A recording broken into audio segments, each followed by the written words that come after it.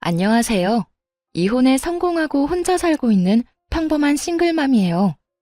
사람 욕심이라는 게 끝이 없다는 말 들어보셨나요? 어릴 때부터 할머니께 그런 말을 종종 듣고는 했어요.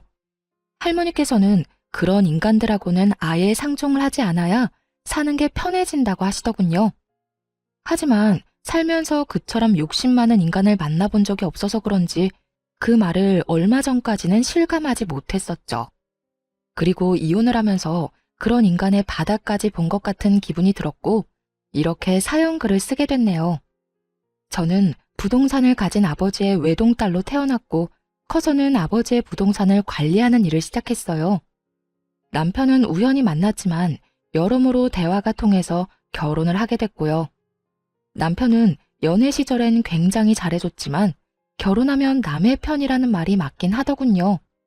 모든 일에 자기 부모님을 최우선으로 두길 바라더라고요. 그 마음을 이해하지 못하는 건 아니에요. 사람 마음이야 다 비슷하잖아요. 아마 저도 마찬가지일 거고요. 그때와 같은 일이 벌어진다면 저 역시 저희 부모님을 최우선으로 두고 싶을 테니까요. 무슨 일이냐고요? 결혼 3년 차에 시부가 암에 걸리셨거든요. 이미 진행되고 있는 상황이었기에 솔직히 상태가 좋은 건 아니었어요. 모두가 침울해하고 있는 그때 시모가 그러더군요. 아가, 내가 너희 시아버지 돌보는 게 너무 힘들구나. 나도 몸이 성한 곳 없는 건 마찬가지고 집에서 내가 기댈 곳도 너뿐이다. 네가 시간 날 때 너희 시아버지 병간호 좀 해주면 안 되겠니? 별거 할 건 없어. 어차피 일은 간병인이 할 테지만 워낙 세상이 흉흉해 믿을 수 없으니 말벗 정도만 해주라는 거야. 솔직히 말하자면 정말로 거절하고 싶은 마음이었어요. 아픈 사람을 돌본 경험도 없는 제가 시부를 간병한다는 건 얼토당토 않은 일이라고 생각했거든요. 그렇지만 고민이 될 수밖에 없었던 이유는 아픈 사람이 그 누구도 아닌 시부였다는 점이었어요. 결혼 초에 며느리 사랑은 시아버지라는 말을 그대로 실천해준 분이 시부였거든요. 실수해도 너그럽게 넘어가 주시고 시댁 식구나 남편과 싸우면 저를 달래주는 사람은 시부뿐이었거든요. 고민은 짧았어요. 하기로 결심했죠. 그렇다고 시부를 온전히 혼자서 볼 수는 없다고도 생각했고요. 어머님, 제가 아버님 간병할게요. 그런데 저도 하나 제안할 게 있어요. 병간호를 한다고 했지만 저한테만 맡기지는 말아주세요. 아버님도 저만 보는 게 아니라 다른 가족들도 만나는 게 좋을 것이고 저도 일이 있을 때는 빠질 수 있어야 하는 일에도 지장이 없을 테니까요. 그 정도는 허락해 주실 거죠? 그렇구나. 일리 있는 말이야. 딸들이랑 아들도 돌아가며 아버지 병간호 하기로 하자. 다들 알아들었지? 시모가 그렇게 말해주었기 때문에 괜찮을 거로만 생각했어요. 그런데 아니더군요. 시누이들과 남편은 제게 일을 미루기 바빴거든요. 새언니, 오늘은 야근이 있어서 못 가요. 내일은 회식이 있고요. 저도 좀 힘들어요. 이번에 소개팅 때문에 저도 결혼은 해야 하잖아요. 어리고 철없는 신우들이야 그렇다고 쳐요. 결혼도 안 한 아직 놀기 좋아하는 아이들이었으니까 이해 못할 것도 없었죠. 그런데 문제는 남편 놈도 정말 철없이 구는 것이었어요. 당신도 잘 알잖아, 나 일 많은 거. 이번 주는 도저히 시간이 안 돼. 접대도 하러 가야 하고. 그리고 솔직히 우리 가족 중에 당신이 하는 일 제일 편하잖아. 앉아있기만 해도 돈 들어는 관리인인데 내 생각도 좀 해줘.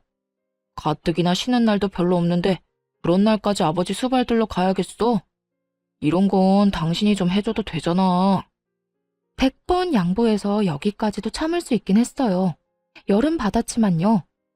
그러나 이해할 수 없는 시모의 행동은 마치 불난 집에 부채질을 하는 것 같았죠. 예, 나 오늘 모임 있다.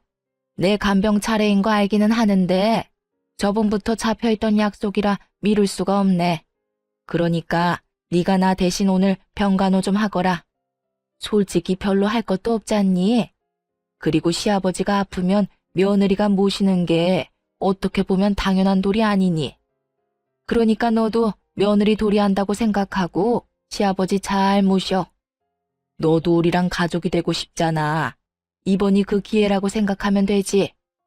그런 말을 하며 제가 시부를 모시는 것을 정당화하려고 하더군요. 그렇게 장장 3년을 시부를 돌봤어요.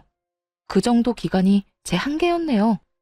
아무리 시부가 잘해줬다고 하지만 이제는 항암 치료뿐 아니라 치매 증상까지 나타났거든요. 그렇게 되니 더는 감당할 수 없겠더라고요. 그래서 가족들이 있는 곳에서 말했죠. 아버님, 이제 더는 못 모시겠어요. 저도 요즘 바빠서 시간 내기 힘들어요. 그리고 다들 저한테 맡기고 자기 스케줄 보러 가잖아요. 제가 여태 모신 만큼 당분간은 다른 분들이 아버님 모셔주세요. 당신은 어떻게 그런 소리를 아무렇지도 않게 해? 갑자기 당신이 이러면 우리는... 그리고 아버지가 당신 많이 의지하잖아. 나라고 기분이 좋겠어? 하지만 당신, 아버님이 어떤 상태인지 요즘 제대로 본 건 맞아? 치매 증상까지 있으셔. 아직은 경증이라 멀쩡하신 시간이 많지만 앞으로 얼마나 더 나빠지실지 알 수 없다고. 하긴 당신은 나한테 맡겨놓고 골프 접대하러 다니느라 몰랐겠지. 뭐? 영업하면 그 정도 할 수도 있는 거지. 그걸로 이러는 거야? 당신이야말로 아버지를 위해 이 정도도 못해? 하고 싶으면 가족들이 하면 되잖아. 아버님 가족들. 그 가족들이 아버님 안 돌보고 방치한 게 자그마치 2년이 넘어. 1년은 그나마 왔다 갔다 정도는 했지. 그런데 2년 동안 다들 어땠어? 나한테 떠맡기고 다들 밖으로만 나돌았잖아. 나도 이제 더 이상은 못해. 집에서 아버님 수발 들고 싶으면 당신이랑 아가씨들 그리고 어머님이 알아서 해. 예, 나까지 싸잡아 그렇게 말하면 어쩌니? 나도 너희 외조모가 아파서 병원에 다니고 있어. 그런데 나더러 친정어머니의 남편까지 보는 건 네가 생각해도 너무하다고 생각하지 않니? 시모의 친정어머니가 편찮으시다는 건 맞는 말이었어요. 하지만 매번 가는 것도 아니었고 아마 핑계라는 표현이 더 맞을 거예요. 어떤 정신 나간 인간이 병원 수발들러 가는데 높은 구두에 치마, 향수에 화장까지 풀 세팅하고 가나요? 수발들려면 편한 옷이 최고인데. 새언니, 우리도 마찬가지예요. 저희 직장에서 일도 많고 쉬고 싶은 것도 있고 약속도 많아서 시간을 내고 싶어도 시간이 안 나는걸요? 언니가 좀만 더 아버지 돌봐주시면... 언제까지요? 대체 언제까지 저 혼자 아버님 수발 들어야 하는데요? 애초에 제가 병간호하겠다고 한 조건은 가족들 모두 함께 아버님 돌보는 거였어요. 그런데 지금 어떻죠?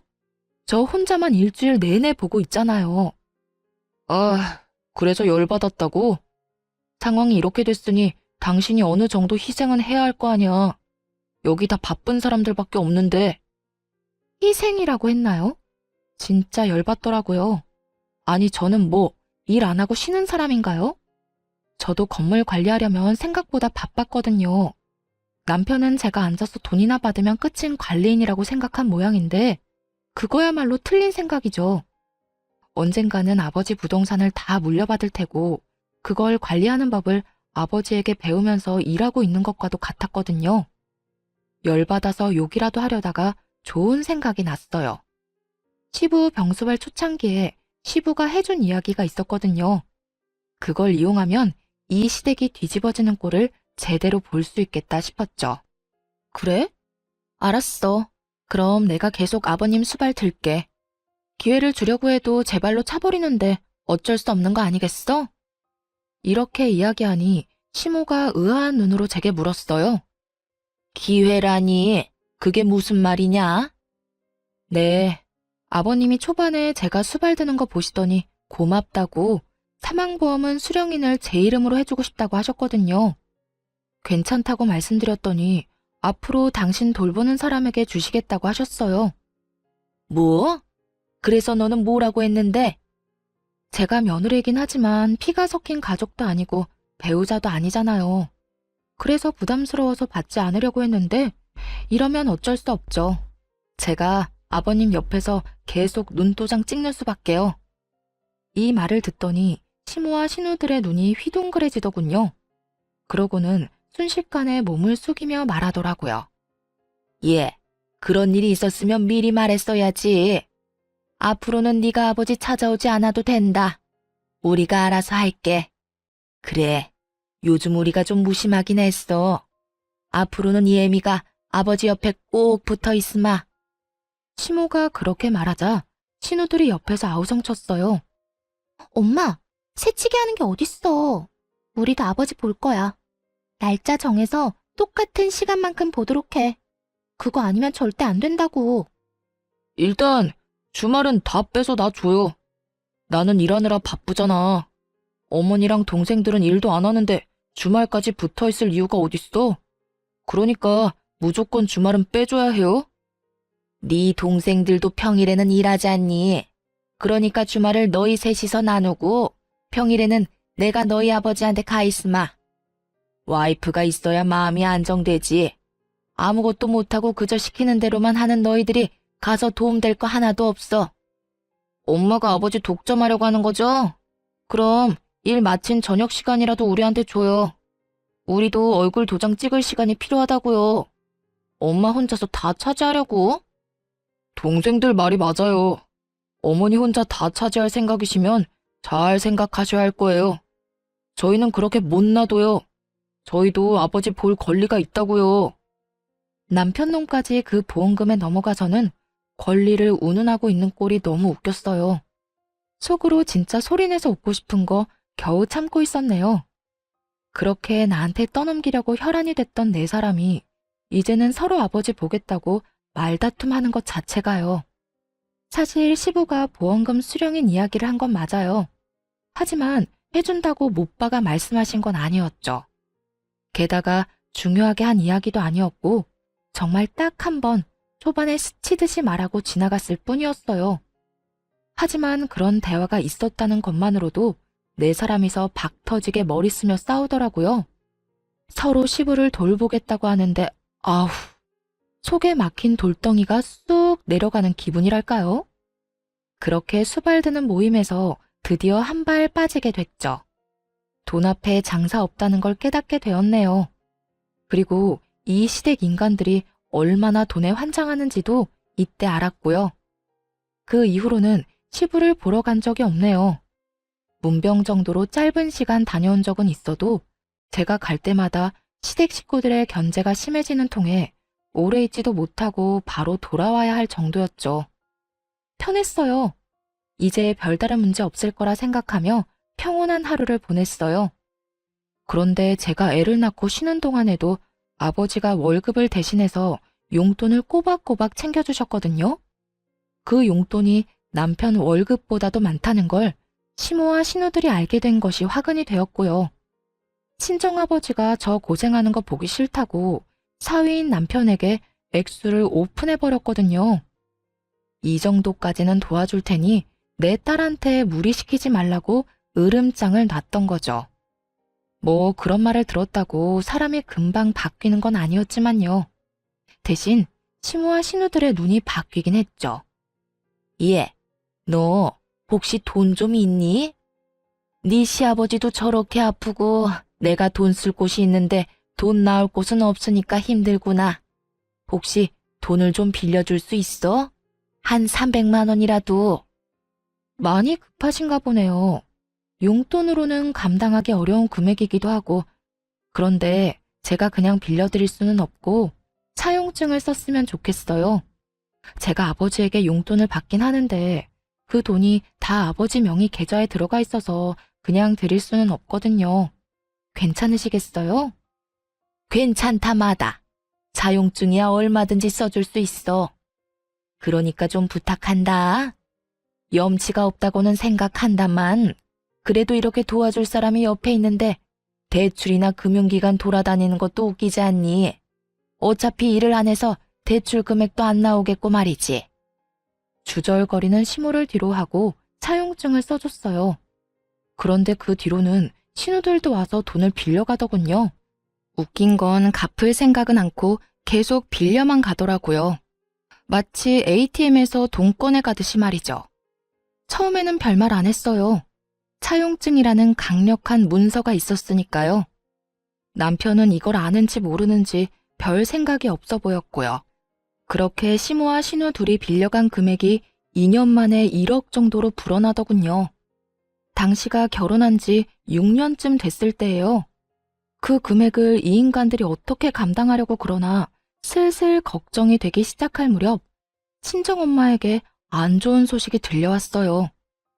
뇌졸중으로 고생하며 재활에 전념하던 어머니에게 2차로 뇌경색이 발견된 거예요. 게다가 이번에는 반대쪽 뇌였기 때문에 결국 양쪽 다 제대로 못 쓰는 처지가 된 거죠. 재활 전문병원에 입원하셔서 한참을 치료받았지만 상태가 그리 호전되진 않았어요. 외로움 많이 타는 어머니를 병원에 홀로 있게 두는 것도 좀 그랬고, 그렇다고 아버지에게 어머니 병간호를 부탁하는 것도 어려운 일이었죠. 아버지도 당뇨를 포함해 여러 지병에 시달리고 있었으니까요. 무리를 하거나 스트레스를 받을수록 몸 상태가 더 안 좋아지셨거든요. 결국 이번에는 친정어머니 병간호를 하기 시작했어요. 집에서 모시는 건 아니었고 병원에 가서 보는 거였으니 그나마 마음은 좀 편했죠. 그런데 남편놈이 어이없는 딴지를 걸더군요. 나 당분간 우리 친정엄마 병간호 때문에 병원으로 출퇴근할 예정이야. 집에 없으면 병원 가 있는 줄 알고 있으면 돼. 장모님 병원에 입원하셨잖아. 근데 너까지 꼭 병간호하러 가야 해? 간병인도 있다며. 간병인이랑 엄마 둘만 두는 거 내가 싫어. 우리 엄마 외로움을 얼마나 많이 타는데. 지금 엄청 심적으로 힘드실 거라 옆에서 위로해드리고 싶어서 그래. 그래서 지금 친정어머니 모시느라 애들이며 나며 다 내팽겨치겠다고? 당신 이렇게 이기적인 사람이었어? 나도 지금 바쁜 사람이야. 진급을 눈앞에 두고 얼마나 중요한 시점인데 네가 이러면 나는, 애들은. 여태 내가 다 케어했잖아. 그러면 당신도 좀 양보라는 걸 해. 언제까지 나한테 다 의존할 건데? 그렇게 싸웠음에도 결론은 나지 않았어요. 아니, 제게는 이미 친정엄마를 병간호해야 한다는 확고한 결론이 있었고 남편놈에게는 저를 절대 못 보내준다는 확고함이 있었으니 이야기는 평행선만 달리고 있었죠. 그리고 며칠 뒤 시모가 연락이 와서는 헛소리를 짓거리더군요. 아니 너는 어떻게 시집 온 애가 친정에 목을 매니? 너 죽어도 이 집 귀신이야. 네가 여기 시집 왔다는 건 그런 뜻이라고. 그리고 나도 요즘에 네 시아버지 수발 드느라 얼마나 힘든 줄 아니? 어깨도 허리도 빠져나갈 만큼 아파 죽을 것 같아 얘. 아니, 수발 드느라 안 힘든 사람이 어디 있어요. 저도 다 해봐서 알고 있어요. 그걸로 생색내시면 안 되죠. 아니 얘, 너희 어머니는 중병이라며. 그러면 전문가한테 맡겨놓으면 될 일이지 왜 너까지 나서서 이래? 너 친정엄마 수발 들러 갈 거면 내 수발이나 들어. 시어머니가 힘들어 죽겠는데 어딜 간단 말이니? 어머님, 내로남불이 무슨 뜻인지 아시죠? 내가 하면 로맨스, 남이 하면 불륜.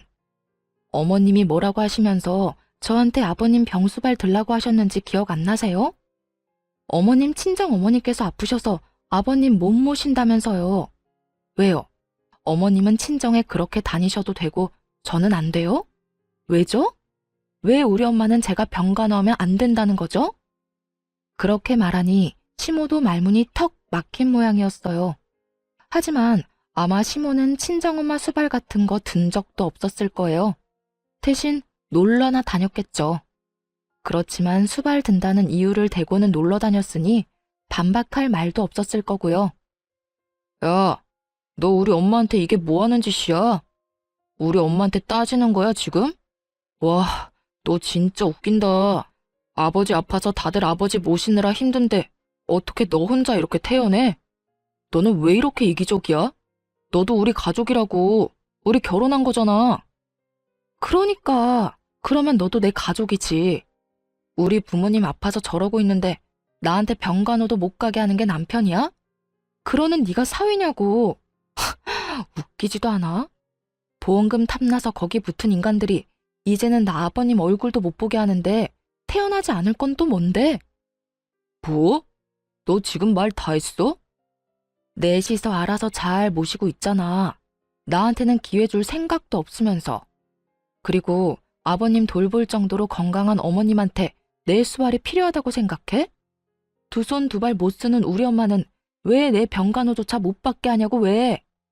내가 친정엄마한테 간다니 그건 싫으니? 싫다는 게 아니잖아. 굳이 네가 장모님을 모실 필요가 있느냐는 거지. 왜? 아버님 수발에 육아 집안일까지 다 네 거 될까봐 걱정이야? 차라리 그런 이야기를 했으면 가사 도우미라도 붙여두겠다고 했을 텐데. 너 노선 진짜 잘못 잡았어. 나 묶어두려는 모양인데 그거 완전 꽝이라고. 이기적인 인간? 그거 너 이야기 아니야? 한바탕 화를 내고는 시댁에서 혼자 나왔어요. 있어봐야 좋은 소리 들을 것도 없고 열만 받았을 테죠. 그리고 저 인간들은 지금 자기들이 뭘 잘못하고 있는지도 몰랐어요. 제가 성격도 모르고 있었고요. 저는요, 한 번 아니다 싶으면 영원히 아닌 사람이거든요. 인내심이 많은 것은 착해서가 아니라 한 번 결정하면 인연을 확 끝내버리기 때문에 기회를 여러 번 주는 것이라는 걸 저것들이 모르고 있었다는 거죠. 그래서 이참에 끝을 내주기로 했어요. 그 길로 친정엄마가 입원한 병원으로 갔고 외박계를 신청했죠. 이미 급성기는 지나셔서 외출 정도는 가능한 상태였지만 혹시나 모르니 능력 있는 간병인까지 한 명 고용해서 집으로 모셨어요. 그리고 안방에 친정엄마를 모시고 방에 있던 남편 물건은 모조리 작은 방으로 다 던져버렸네요. 저녁에 남편이 집에 오더니 그 상황을 보고 경악을 금치 못하더군요. 그러면서 저를 작은 방으로 끌고 오더니 문을 닫고 한바탕 소리를 질러댔어요. 당신 설마 장모님 여기까지 모셔온 거야? 도대체 무슨 생각인데 왜 이렇게까지 해? 병원 가지 말라고 한 게 그렇게 화날 일이었어? 그래서 나 보란 듯이 이런 짓 한 거야? 내 집에 내 어머니 모시는데 당신이 왜 난리야? 그리고 우리 엄마면 네 엄마도 되는 거 아니야? 언제는 가족이 되는 게 그런 거라며. 그런 이유로 나한테 아버님 수발 들도록 맡겨놓고 이제 와서 우리 엄마는 안 된다? 걱정 마. 너한테 병간호하라고 안 할 테니까. 하더라도 내가 해. 그런 문제가 아니잖아. 어머님이 여기 와 있으면 내가 불편해. 내가 편하게 쉴 수가 없다고. 당신 진짜 나 화내는 거 보려고 이러는 거야? 내가 당신한테 화 좀 냈다고? 이거 보복성이지? 보기 싫으면 네가 나가면 되지. 나 안 나가. 당신이 나가서 살던 뭘 하던. 그러니까 나는 내 할 일하고 당신은 당신 할 일 하면 되는 간단한 상황이라는 거지. 와, 내가 이 집 주인인데 왜 내가 나가는 건데? 나는 못 나가. 만약 나 쫓아내면 우리 이혼하는 거야. 나 이런 식으로는 못 산다고. 당신 돈 많다고 눈에 뵈는 게 없나 본데 이건 분명히 당신한테 유책 사유가 있는 거거든? 유책 사유? 웃기고 있네. 야, 네가 한 짓을 생각해봐. 네가 한 짓이 내가 한 짓보다 더하면 더했지 덜하진 않을걸? 그래, 너 맘대로 해. 이혼을 하자면 하고. 근데 미리 말하는데 난 이혼함과 동시에 모든 걸 원상태로 돌릴 거야. 그거 잘 알고 하라고. 무슨 뜻인지 제대로 이해를 한 건지는 모르겠지만 그렇다고 더 자세히 가르쳐줄 생각도 없었어요. 자기가 알아서 하겠죠. 남편 놈은 진짜로 열이 받았는지 변호사를 통해 이혼 소송을 진행하겠다는 연락이 왔더라고요. 내심 재산 분할하면 이 집에 대한 권리며 여러 가지를 자기한테 유리하게 진행할 수 있을 거라 생각한 모양인데 어림없죠. 저도 그냥 당하고만 있을 사람은 아니었거든요. 소장을 받은 그날 변호사를 고용해 본격적인 이혼 소송을 진행하기로 했어요. 그리고 그날 저녁 집으로 들어온 남편에게 말했죠. 오늘 짐 싸서 나가. 미쳤어? 여기 내 집이야. 내가 이 집 살 때 5천만 원 낸 건 기억도 안 나나 봐. 집값에 비해 워낙 작은 금액이라 기억도 안 났지만 웃으며 말했죠. 그거? 그 5천만 원 가지고 지금 집에 대한 소유권을 주장하려는 거야? 근데 어쩌나? 내가 그렇게 인정해주고 싶어도 일단 계산이 끝나지 않으면 인정해줄 수가 없거든. 그 말과 동시에 시모와 신우가 빌려간 돈에 대한 차용증을 남편 앞에 뿌려줬어요. 바닥에 떨어지는 서류들을 보며 남편 놈은 처음에는 이게 뭔가 하고 쳐다보더군요. 그리고 이내 그것이 차용증이라는 걸 알아보더라고요. 그리고 그 돈을 빌린 사람이 자신의 어머니와 두 동생들이라는 것도 알게 됐죠. 그거 당신 어머님이랑 당신 동생들이 나한테 빌린 돈이야. 아니, 따지면 우리 아버지 통장에서 빌려간 돈이지. 금액 다 합쳐보면 1억 넘으니까 이 돈 지금 당장 상환할 거 아니면 지금 이 집에서 나가야 할 건 너야. 그게 무슨 말이야? 난 이 집에서 못 나가. 아니, 안 나가. 내가 이 집 살 때 5천만 원 분명히 해왔다고. 그만큼은 나도 이 집에 있을 권리가 있지. 네가 뭔데 나가라 말아야? 그리고 이건 내가 빌린 게 아니라 우리 가족들이 빌린 거잖아. 내가 그걸 갚아야 될 이유가 있어? 당연히 있지. 이거 받아갈 때 계좌가 네 명의 계좌였거든? 어머님이 쓰시는 계좌. 그리고 이거 기한이 언제까진지는 알아? 우리가 혹시라도 갈라서거나 이혼하게 될 경우에는 즉시 상환이라고 적혀 있어. 너와 내 결혼이 이 차용증에선 가장 중요한 거라고. 뭐? 그게 지금 무슨, 너 그것까지 생각하고 빌려준 거야? 와, 너 진짜 무서운 애다. 어떻게 사람이 그렇게 계산적이니? 그건 너겠지. 지금 자기소개해? 하긴, 너야 너희 집이 망하든 말든 뭔 상관이겠어? 넌 너만 잘 살면 되지? 어머님이나 동생들이 1억 못 갚아서 집이라도 팔면 참 좋겠다. 그런데 그렇게 되면 너한테 같이 살자고 하지 않을까? 뭐? 너 진짜 그렇게까지 해야겠어? 그렇게까지 해서 돈 받아낼 생각인 거야? 당연한 거 아니야? 이혼하면 나 그 돈 다 회수할 건데 만약 못 돌려줄 거면 이 집이라도 나한테 줘야 원금이라도 줄 거 아니야. 아니면 이 집에 대한 5천만 원 주장하고 1억을 다 갚으려고? 난 뭐 그것도 괜찮아. 1억이 어디서 나오느냐가 너한테 문제지 나한테 문제겠어? 남편 놈은 얼굴이 시뻘개져서는 이게 도대체 무슨 말이냐며 난리를 치더군요. 남편 놈이 화를 내거나 말거나 짜증을 내거나 말거나 남편 짐부터 다 꺼냈어요. 그리고 거실에 차곡차곡, 아니 내팽개쳤죠. 남편은 그런 건 관심도 없는지 차용증부터 확인하더군요. 그게 진짜인지 확인하고 싶었던 모양이에요. 아니 그런데 설마 가짜를 들이밀었겠어요? 물론 원본이 아니라 사본이긴 했죠. 원본을 보여줬다가 무슨 일이 일어날 줄 모르니까요.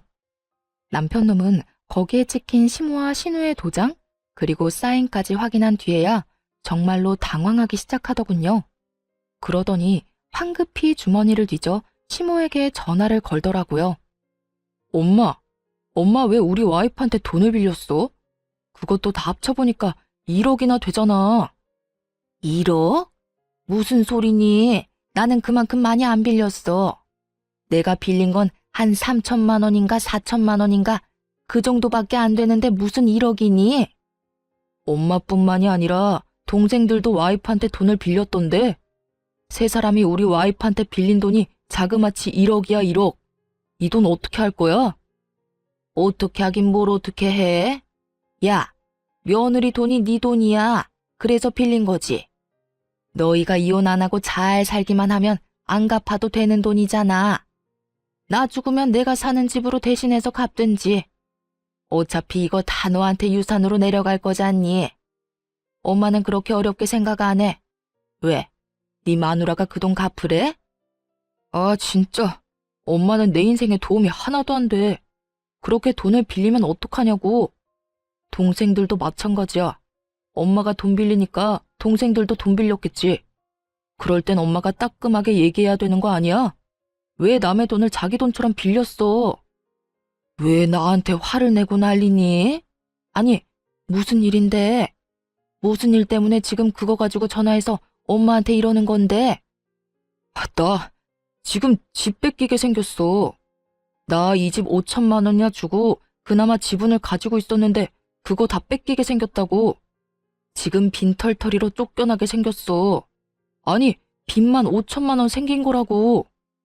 아니, 네가 왜 쫓겨나? 너 며느리랑 싸웠니? 그래서 그래? 그것 때문에 며느리가 너 보고 집 나가래? 내가 이혼하자고 했어. 장모님 모시고 집에서 산다는데 난 그거 싫다고 장모님 데리고 오면 집 나가겠다고 했지. 그리고 이혼할 거라고도 얘기했고. 근데 와이프가 정말로 장모님을 모시고 왔더라고. 그래서 내가 이혼 전문 변호사 사서 소장 보냈거든. 아니 뭐? 그래서 지금 이혼을 한다고?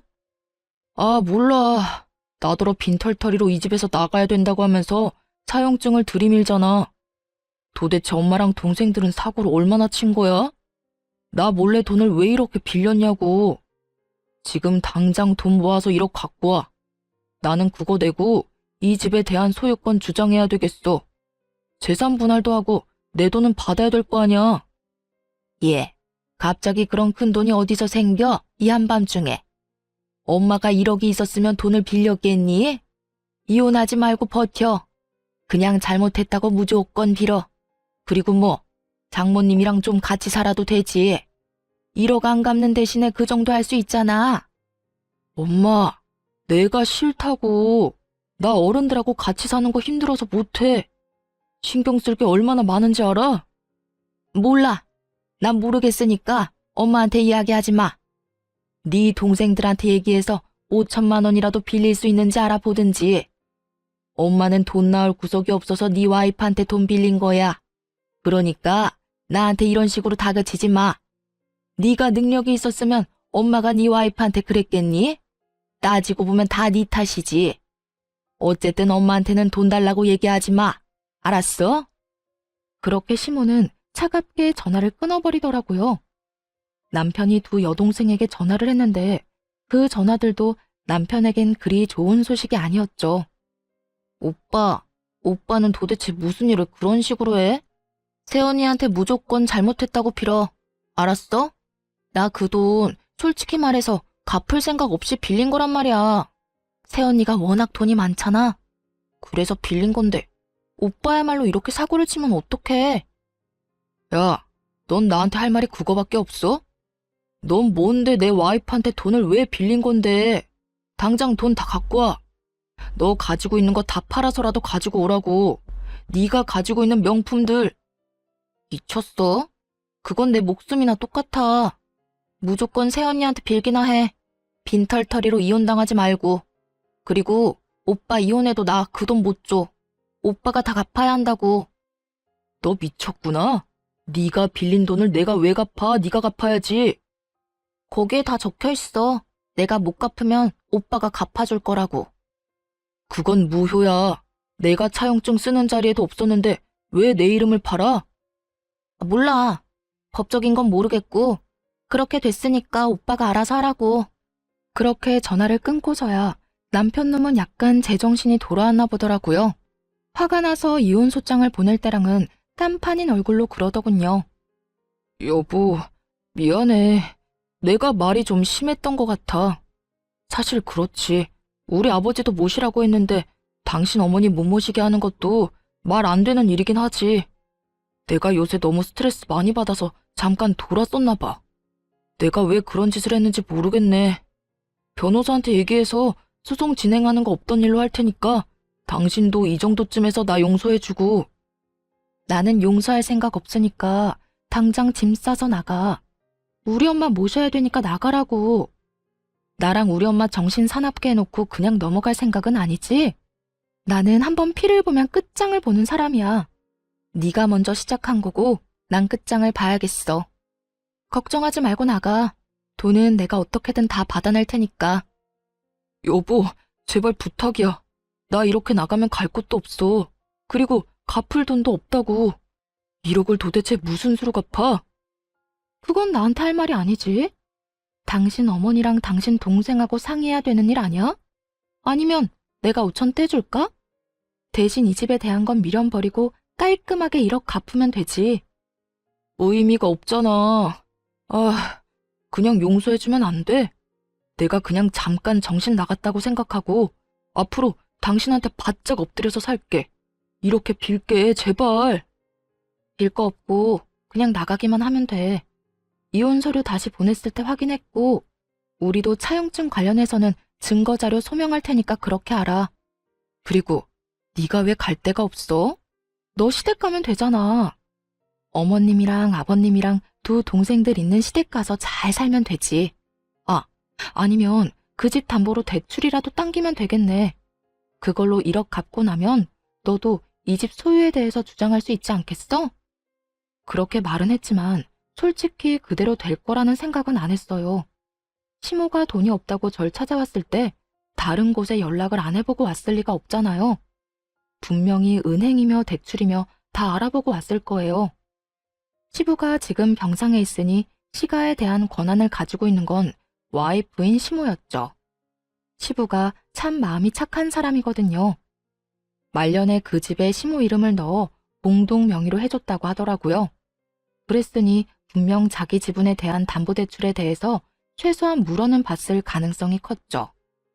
여보, 진짜 이럴 거야? 우리 같이 산 세월이 있는데 한 번 실수한 거 가지고 이러는 건 아니잖아. 한 번 실수? 너 한 번만 실수한 거 아니거든? 나한테 여러 번 실수했어. 그간 내가 참아준 거고. 내가 왜 참아줬는 줄 알아? 난 한 번 아니라고 생각하는 건 끝장을 봐야 속이 시원한 사람이거든. 그래서 끝까지 참아준 거야. 아니 여보, 내가 정말 미안하다니까. 시끄럽고 너랑 나는 여기까지가 끝인 거야. 당장 시댁으로 돌아가. 짐은 내가 알아서 다 챙겨줄게. 그러니까 걱정 말고 나가. 결국 남편 놈은 어깨를 축 늘어뜨리고 시댁으로 돌아갔죠. 돌아가는 내내 아마 자기 머리 쥐어 뜯었을 거예요. 섣부르게 이혼소장 날린 거 후회하면서. 하지만 뭐가 달라지겠어요? 지가 이혼소장 안 날렸어도 제가 날렸을 건데요. 그리고 진짜 대환장 파티는 그 다음날 벌어졌죠. 시모와 신우 남편 놈이 모두 찾아와 이런 법이 어딨냐며 난리를 쳤거든요. 얘, 너 이렇게 사람한테 유예기간도 안 주고 이러는 거 아니다. 이런 일이 있으면 미리 얘기를 하고 우리가 대비를 할 수 있도록 했어야지. 어떻게 이렇게 이혼 통보를 하루아침에 할 수가 있어? 이혼은 남편이 먼저 하자고 한 거예요. 제가 먼저 하자고 한 적 없고 저는 남편이 이혼 변호사 사서 보냈길래 저도 오케이 하고 이혼하기로 결정한 거고요. 제가 통보를 안 한 게 아니라 남편이 어머님한테 얘기를 안 한 거겠죠. 시모는 좌불안석 내내 초조해하는 남편을 째려보더군요. 그러면서 제게 말했어요. 예, 결혼이라는 게 그렇게 쉬운 게 아니고 이혼이라는 것도 그렇게 쉬운 게 아니야. 어렵게 맺어진 인연 어떻게든 보듬고 양보하고 서로 함께 걸어가며 살아야 하는 거지. 이렇게 화난다고 막 이혼하고 그러는 거 아니다. 너도 다시 한번 생각해봐라, 응?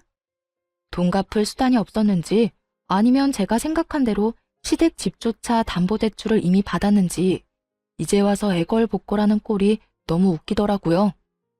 저는 이혼소송 계속 진행할 거고요. 이혼할 때까지 할 거예요. 그리고 돈도 다 받아낼 거예요. 저한테 와서 이러지 마시고 돈이나 어떻게 상환할지 가서 상의해보세요. 차갑다 못해 서리빨이 부는 제 목소리에 결국 아무도 대꾸 못하고 나가버리더군요. 제가 며느리로서 가족이 되려고 노력했을 때는 자기들이 떵떵거리며 저한테 큰 소리 칠 수 있었겠지만 이제 이혼을 눈앞에 두고 있으니 저한테 그 사람들은 그냥 돈 빌려간 사람일 뿐이잖아요.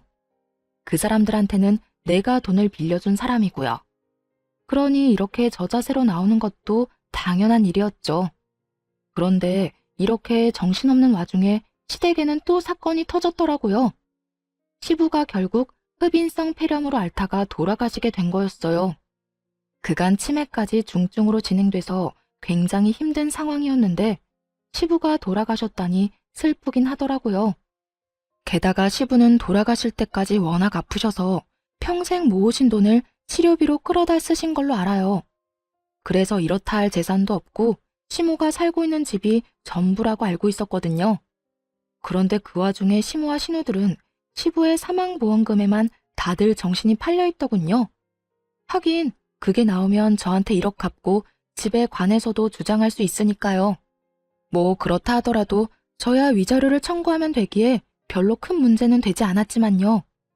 그런데 정말 그들에게 경악스러울 법한 상황이 발생했어요.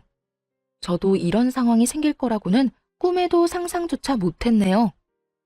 야, 너 이게 어떻게 된 일이니? 왜 우리 남편 사망보험금 수령인이 너 이름으로 돼 있는 거야? 그 이야기를 듣는데 깜짝 놀랐어요.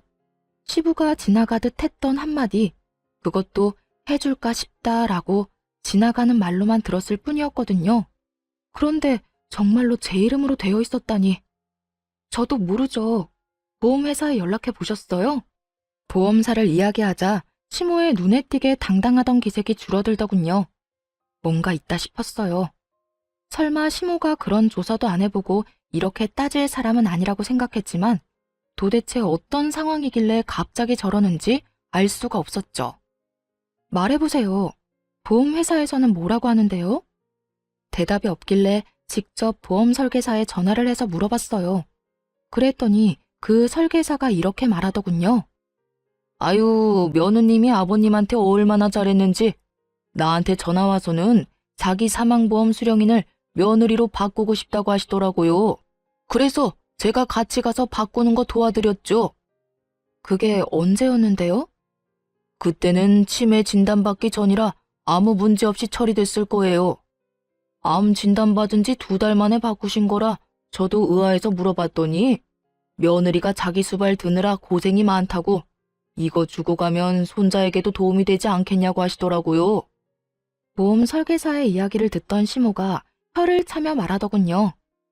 그 인간이 뭘 잘못 먹어도 한참 잘못 먹었지. 병간호하고 2달 만에 수령인을 바꿔? 아니, 돈 많은 며느리 걱정을 왜 해?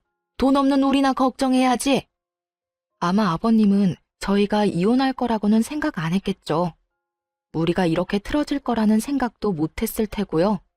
그래서 아무 생각 없이 제 앞으로 보험금 수령인을 남긴 것 같아요. 게다가 그건 다른 가족들에게 경고의 메시지이기도 했을 거예요. 너희들이 나를 방치하면 내가 며느리에게 더 잘해준다는 경고.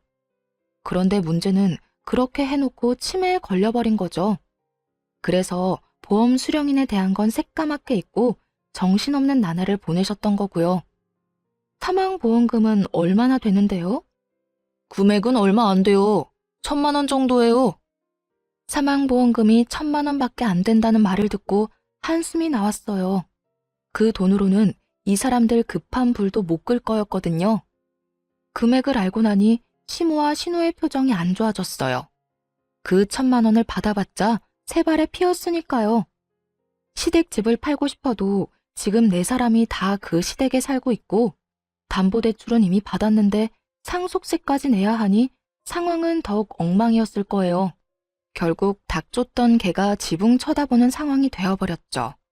내가 이 꼴을 보자고 그 인간 죽을 때까지 똥오줌 받아낸 게 아닌데 왜 고생은 내가 다 하고 돈은 네가 가져가는 거야? 그걸 저한테 물으시면 어떡해요. 아버님한테 여쭤봐야죠. 당신이 우리 아버지 꼬셔서 보험금 수령인 당신 앞으로 해달라고 한 거 아니야? 그 1,000만 원 때문에? 우리 집 돈 많거든? 어이가 없어서.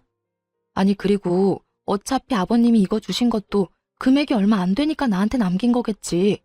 이걸로 애들 학교 보낼 때 보태라고. 난 그렇게 할 생각이니까 다른 할 말 없으면 가보세요. 다 알아보고 왜 여기 와서 난리야? 아, 우리 진짜 완전 망했어. 너 하나 때문에 이게 지금 무슨 꼴이니? 어떻게 책임질 거야? 네가 멋대로 이혼하는 바람에 이렇게 됐잖니. 네가 다 책임지라고. 남자가 돼서 그거 하나 못 참고 이혼을 이야기해? 그러는 엄마는요. 와이프가 장모님 수발 든다는데 왜 말렸는데요? 엄마가 그거 말리는 바람에 와이프가 더 화난 거잖아요. 그것 때문에 집에 장모님 모시고 온 거고. 거기서 왜 그딴 소리를 했는데요? 세 사람이 악에 받쳐 자기들끼리 치고받고 아주 난리가 났더군요. 결국 아무것도 얻지 못하고 떠나는 그들을 보며 그들이 떠난 후 진짜 박장대소했네요. 와, 진짜 아버님께 감사하더라고요. 그 돈은 아버님 손주에게 그대로 물려주려고 생각했죠. 그렇게 이혼까지 판결이 다 나고 완전히 이혼하게 됐어요. 그 뒤에 들린 소문은 뻔하다면 뻔했죠. 전 남편이 돈을 갚긴 했어요. 집에 보탰던 5천만 원으로 1억의 빚을 5천으로 탕감한 뒤 나머지 5천을 여기저기서 겨우 돈 빌려서 갚더라고요. 그런데 빚내서 그렇게 갚은 뒤로는 등골이 빠졌다고 하더라고요. 5천만 원. 어떻게 보면 큰 돈은 아닌데 시모가 빌린 대출도 있잖아요. 그것도 갚아야 되는 거예요.